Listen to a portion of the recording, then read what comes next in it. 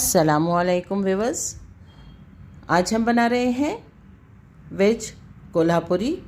तमाम सब्ज़ियां इसमें मिक्स करनी है हमने और बहुत ही हेल्दी सी सब्ज़ी तैयार करनी है लंच और डिनर के लिए। अगर कोई वेजिटेरियन है तो उसके लिए एक अच्छी डिश साबित होती है। और इसके लिए हमने लिया है फ्रेंच बीन्स और उसे कट करके रख लिया है। गोभी ली है हमने, इसे भी धोकर साफ़ करके कट किया है। गाजरें हैं, साथ ही आलू, प्याज और मटर भी हम इस्तेमाल करने वाले हैं। एक ही शिमला मिर्च थी हमारे पास, आप 2 शिमला मिर्च का इस्तेमाल कीजिए। प्याज हमने ली है, उसे कट करके उसके छिलके अलग कर लिए हैं और तमाम चीज़ों को हमने अच्छी तरह से तवे पर शैलो फ्राई कर लेना है। इतना फ्राई करना है कि हमें महसूस हो कि इसकी हल्की हल्की पकने की खुशबू आ रही हो। और देखिए इस तरह से ये शैलो फ्राई होते हुए नज़र आना चाहिए। हमने तमाम सब्ज़ियाँ यके बाद दीगरे डालकर फ्राई कर लेनी है। हमने गाजरें फ्राई कर ली, प्याज और शिमला मिर्च फ्राई कर ली, अलग निकाल लिया है। आलू और गाजर को नहीं निकाला है, ये सख्त होते हैं तो थोड़ा सा क्रिस्पी हो जाए तो चलेगा। अब हमने गोभी डाली है, गोभी भी फ्राई करके निकाल ली है। और अब फ्रेंच बीन्स और हमारे पास कुछ फ्रोज़न मटर है वो भी डाल रहे हैं और उसे भी हल्का सा सौते करके ले लेंगे। थोड़ा सा नमक छिड़क देंगे ताकि इसका हरा रंग बरकरार रहे। कुछ मसाले पीसने हैं हमें, तो इसके लिए हमने ली है लाल मिर्च, कश्मीरी लाल मिर्च,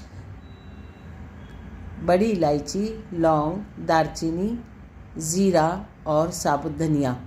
तमाम चीज़ों को हल्का सा ऑयल डाल के फ्राई करेंगे। थोड़े से काली मिर्च के दाने शामिल करने वाले हैं।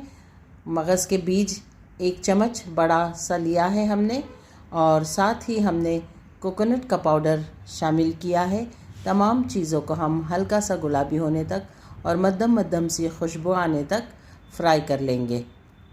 कोशिश ये करना है कि ये जलने ना पाए, हल्के से गुलाबी हो और आपको इसकी महक सी महसूस होने लगे।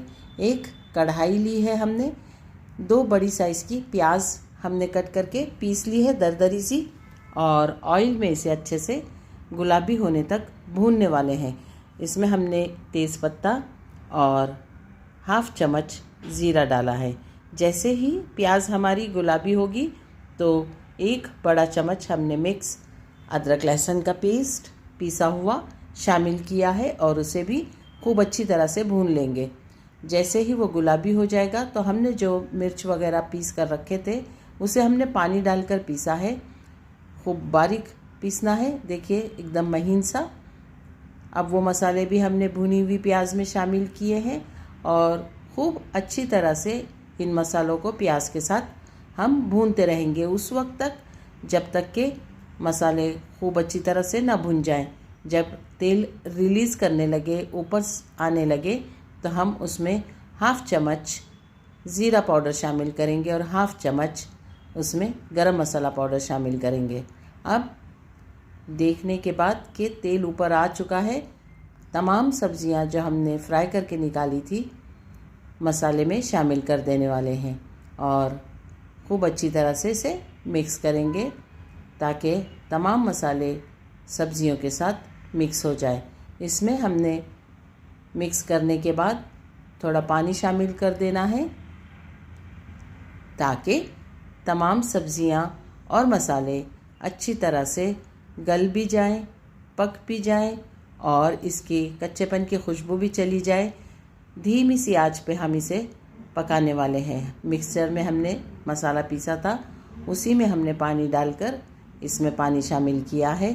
इस स्टेज पर आपने नमक और मिर्च इसका चेक कर लेना है, टेस्ट कर लेना है कि कितना कमी व बेशी आपको करनी है। जायके के मुताबिक डालिए नमक और मिर्च। हमने अभी पिसा हुआ गरम मसाला शामिल किया है। तकरीबन हमारी सब्ज़ी बनकर तैयार है। हरा धनिया कट करके रखा था वो भी शामिल कर लेना है। देखिए बहुत ही जायकेदार और खुशबूदार लजीज हमारी सब्ज़ी बनकर तैयार हो गई है। यूँ तो ये बहुत तीखी बनाई जाती है, लेकिन मिर्च आप अपने जायके के मुताबिक शामिल कीजिए। हमने 4 मिर्चें डाली थी, कश्मीरी लाल मिर्च 4 और तीखी लाल मिर्च 4 से 5। आप अपने जायके के मुताबिक डालिए। अगर आपको ये रेसिपी पसंद आती है तो इसे लाइक ज़रूर कीजिए, सब्सक्राइब ज़रूर कीजिए, अपने कमेंट्स ज़रूर दीजिए। एक बार इसे ज़रूर ट्राई कीजिए। अल्लाह ताला आपके दस्तरख़्वान पर बहुत सारी बरकतें और नेमतें अता फ़रमाएँ। अगर आपको इसका जायका पसंद आता है तो चैनल को सब्सक्राइब करना ना भूलें और साथ ही अपनी दुआओं में याद रखें।